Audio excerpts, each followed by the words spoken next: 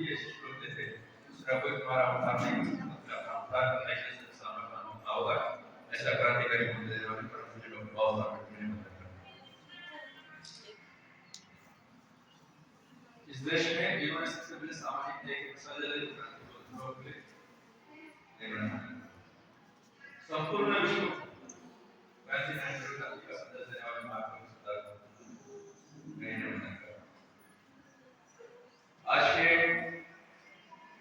इस स्नेह मिलन कार्यक्रम के सम्मानीय अध्यक्ष पूजनीय कांग्रेस साहब बड़े साहब जी सभी हमारी बहनों उपस्थित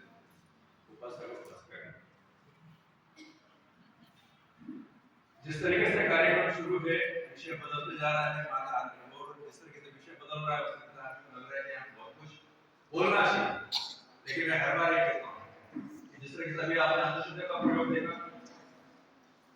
पानी से दिया जा रहा है, बोल हमें भी ये विज्ञानवादी धर्म है, इसमें किसी प्रकार की अंधश्रद्धा नहीं है। और जैसे कि भट्ट जी ने हमें बख्शिश दिया,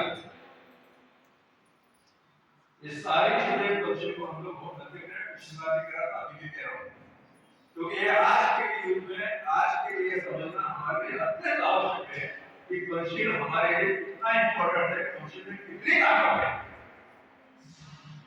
ये आपको समझ लेना बहुत जरूरी है। क्योंकि आज भी हम लोग अंधश्रद्धा से बाहर नहीं निकले थे, आज भी इतना बड़ा हमारे ऊपर है, आज भी हम होली दीपावली राखी सारी चीजें मनाते हैं, ये हम लोग समझ लेना है कि बहुत बड़ी बात नहीं है। क्यों मनाते? आज मैं इतना कहना चाहूँ पंचशील को पकड़ते हैं कि हमारे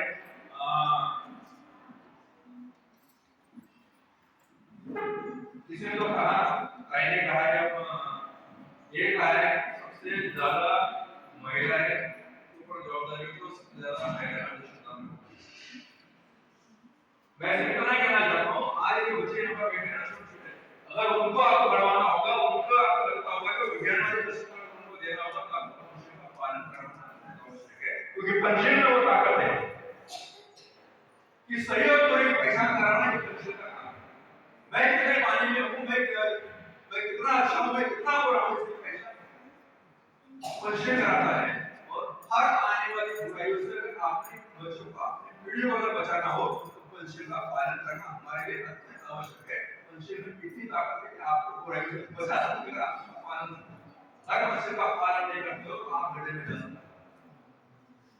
और कोई माँ बाप नहीं चाहता कि मेरा बच्चा गलत मार्ग पर चले, और आपको लगता है कि मेरा बच्चा सही मार्ग पर जाना चाहिए, उसको पंचशील ये बताना बहुत ज्यादा पंचशील का टीमा उसके अंदर में गहराई में नहीं जाना, लेकिन उसका पालन करना महिला को नहीं जरूरी है, क्योंकि महिला हर समय बच्चों के बच्चों के साथ रहती है।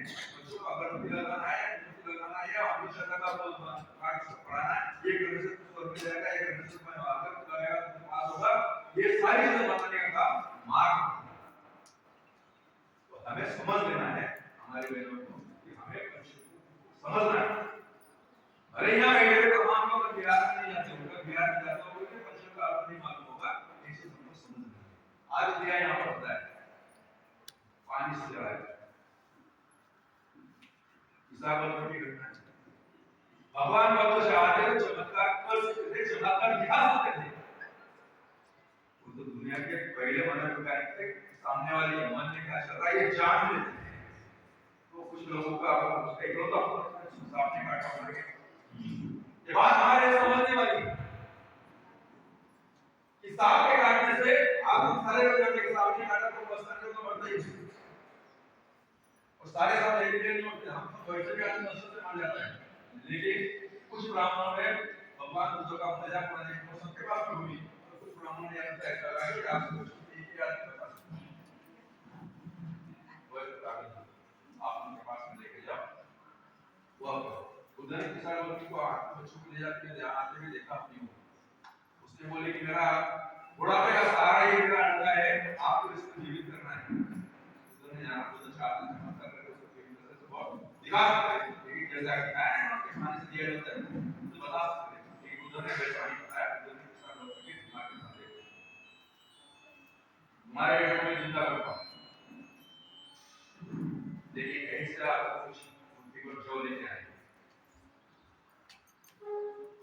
कौन सी बड़ी बात है? जातियों का हम लेकर एक दूसरे ने क्यों होगा? क्योंकि वो ऐसे घर से लाना जिसके घर को भी मारा नहीं होगा।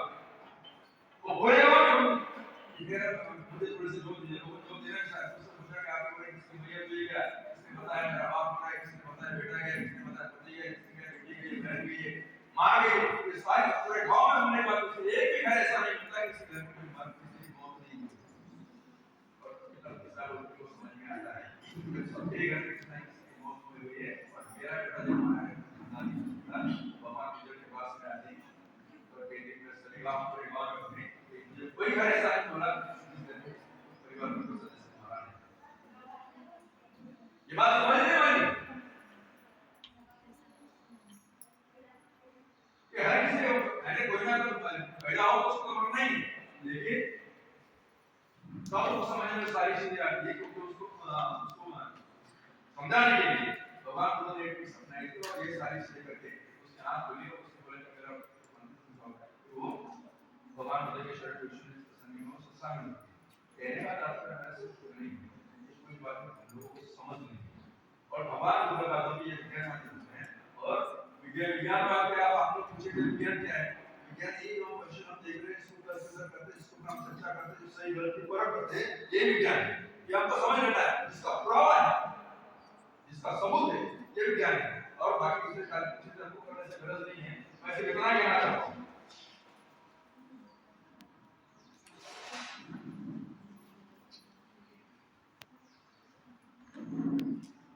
विज्ञान हमारे कंकाल से ये पता कर सकता है विज्ञान हमारे कंकाल से ये पता कर सकता है कि तुम बूढ़े थे या जवान बूढ़े थे या काले नर थे या मादा। विज्ञान हमारे कंकाल से ये पता कर सकता है तुम बूढ़े थे या जवान बूढ़े थे या काले नर थे या मादा। लेकिन ये कभी पता नहीं कर सकता कि तुम शूद्र थे या ब्राह्मण वैश्य थे या क्षत्रिय हिंदू थे या मुस्लिम। तुम कभी भी ये सब तुम कभी भी ये सब नहीं सिर्फ मानते थे।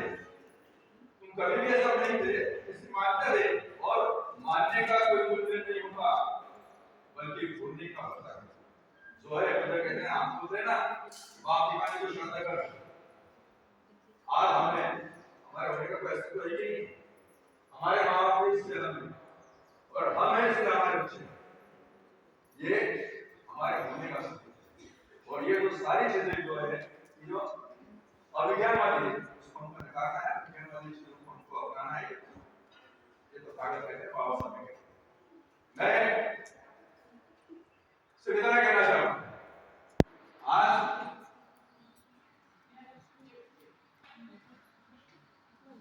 संघ मित्र वंदना संघ पिछले साल जब मैं 8 वर्ष का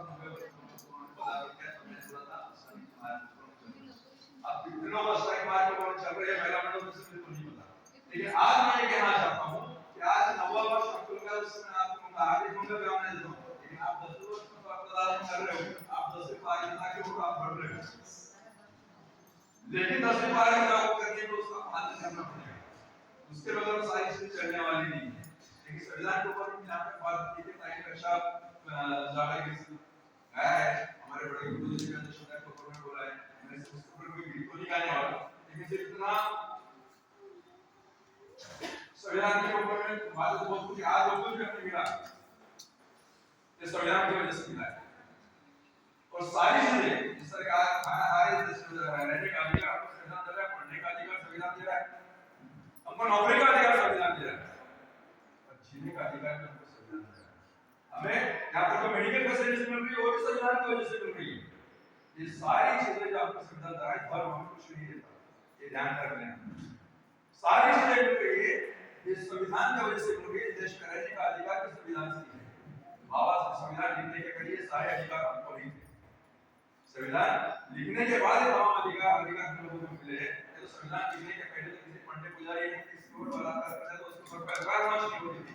आज किसी ने कुछ किया तो उसको पैगाम होती है और उस इसके अंदर में आसाराम राम एक जैसे बड़े-बड़े प्रोग्राम जैसे बड़े-बड़े यहाँ के सन्यासी थे के अंदर के सजा बोलते कि संविधान हमको समझने की जरूरत है।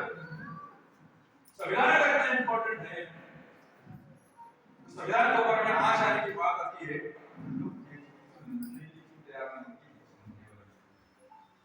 मैं इतना कहना चाह रहा हूँ, मैंने जो कमिटमेंट किया था कि अगर आपको ज्यादा लोग मिलेंगे, सही में आज ज्यादा लोग हैं, मैं आपको फिर से साधुवाद देता हूँ। लेकिन मैं ये भी कहना चाहता हूँ, संगठन चलाना इतना आसान नहीं होता। संगठन चलाना इतना आसान नहीं है कि जो मुख्य होता है ना, उसको बहुत कुछ कार्यकर्ताओं से सहना पड़ता है, बहुत बातें सहनी पड़ती है, अच्छी भी सुननी पड़ती है, बुरी भी सुननी पड़ती है, सुननी पड़ती है। जब वो सुनता है तब वो जाके आगे काम करता है, नहीं तो काम नहीं कर सकता। लेकिन मैं इतना कहना चाहता हूँ, अभिप्राय ने कहा कि हम बाबा साहब के मूवमेंट को, बाबा साहब की विचारधारा को आगे ले जाने की, लेकिन बाबा साहब की विचारधारा को आगे ले जाने तो हमको संगठित होना पड़ेगा, संगठित होकर हमको संघर्ष करना पड़ेगा, और सारी चीजें हमारी संविधान के दायरे में होनी चाहिए। लेकिन मैं ऐसा नहीं कहना चाहता। महिलाओं के ऊपर में बाबा साहब ने सबसे ज्यादा विश्वास रखा था, पुरुषों से भी ज्यादा विश्वास महिलाओं के ऊपर में रखा था। ये बात तो नागपुर में भी दिशा होटल के अंदर में, लेकिन मैं उसके डीप में नहीं जाता, बस इतना कहना चाहता हूँ भाई, अगर आप जितने लोग यहाँ पर संगठित इकट्ठा हुए हैं, ये हमारी एकता के साथ कायम रहनी चाहिए। चाहे महिला कार्यकर्ताओं के ऊपर में या अम्बेडकरी समाज के ऊपर में कोई आपत्ति आ जाए, कोई संकट आ जाए, कोई अत्याचार हो जाए, हम सब लोगों ने मिलकर उसका प्रतिकार करना चाहिए, और उस प्रतिकार के तहत राष्ट्र की लड़ाई भी लड़नी पड़े, तो हमको रास्ते पे उतरना पड़े, तो उतरना पड़ेगा, हमकी तैयारी आपको रखनी पड़ेगी। सिर्फ हमको घर होकर काम नहीं चलेगा, हमको रास्ते की भी लड़ाई लड़ने की हमारी तैयारी होनी चाहिए। ये आपको करना है। मैं इस संदर्भ में इतना ही कहूंगा, घर का मुखिया बनना आसान नहीं, क्योंकि यहाँ संगठन का मुखिया होता है ना, इतना आसान चीज नहीं होती। कई संगठन बनते, कई संगठन टूटते हैं। आप 9 साल से चला रहे हो, मैं आपको फिर से साधुवाद देता हूँ कि इतने साल संगठन टिकाना इतना आसान चीज नहीं है। घर का मुखिया बनना आसान नहीं है, उसकी हालत टीन के शेड जैसी होती है। घर का मुखिया बनना आसान नहीं है, उसकी हालत टीन के शेड जैसी होती है। जो बारिश तूफान अग्नि सब झेलता है, जो बारिश तूफान अग्नि सब झेलता है, लेकिन उसके नीचे रहने वाले अक्सर कहते हैं ये आवाज बहुत करता है, लेकिन उसके नीचे रहने वाले अक्सर ये कहते हैं ये आवाज बहुत करता है और गर्म भी जल्दी होता है। क्यों नहीं होगा? जहां गलत दिख रहा है तो वहां तो बोलना पड़ेगा, जहां शादी दिख रहा है तो वहां शाबाशी भी देनी पड़ेगी, समझाना भी पड़ेगा। संगठन आगे ले जाने के लिए दो पूरी हमको तो कड़वी बातें भी कहनी पड़ती है, तो हमको कहनी पड़ेगी, समाज की बात है, इसलिए वो आज हमेशा पूरा कैसा परिवार का मुखा रहता, परिवार में बड़ा आदमी का घर में है, बुजुर्ग आदमी और बोलता है तो बहुत ज्यादा बकवास करता हूँ, जब भी वो अच्छे के लिए कहता हूँ, लेकिन बच्चों को ऐसा लगता है कि माँ बाप जो बोल रहे हैं वो हमेशा चिड़चिड़ करते हैं, हमेशा हमेशा टोकते रहते हैं बात के लिए, लेकिन वो ऐसा नहीं होता। वो अच्छे के लिए टोकते हैं, लेकिन बच्चे उसको समझ नहीं पाते। ये बात हमको समझ लेना है और हमारी समझ आने की भी तैयारी होनी चाहिए। आज अम्बेडकर मूवमेंट की जिस दौर से अम्बेडकर मूवमेंट गुजर रहा है, ये बड़ा कठिन दौर है, लेकिन हम आशावादी है, बाबा साहब ने हमको आशावादी बनाया है, तो किसी भी हालत में हमको हिम्मत हारने की जरूरत नहीं है। हम चाहते हैं कि आज हमारे भले हम कठिन दौर से गुजर रहे, कल आने वाला हमारा अच्छा समय होगा, अच्छा कल आने वाला हमारा अच्छा होगा और बहुत बेहतर होगा। इस आशा के साथ मैं इतना कहना चाहता हूँ, वो सागर ही क्या जिसका कोई साहिल ना, वो सागर ही क्या जिसका कोई साहिल ना हो, वो चमन ही क्या जिसमें कोई फूल ना हो, वो आसमान ही क्या जिसमें कोई तारा ना हो, वो जीवन ही क्या जिसमें बाबा साहब अम्बेडकर की विचार ही ना।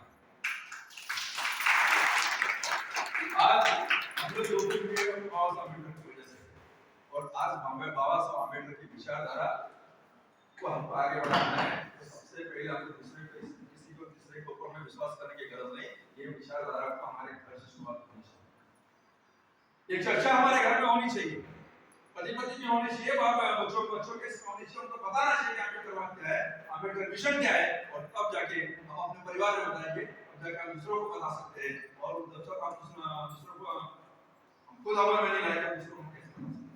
तो विचार करने वाली बात है कि मिशन,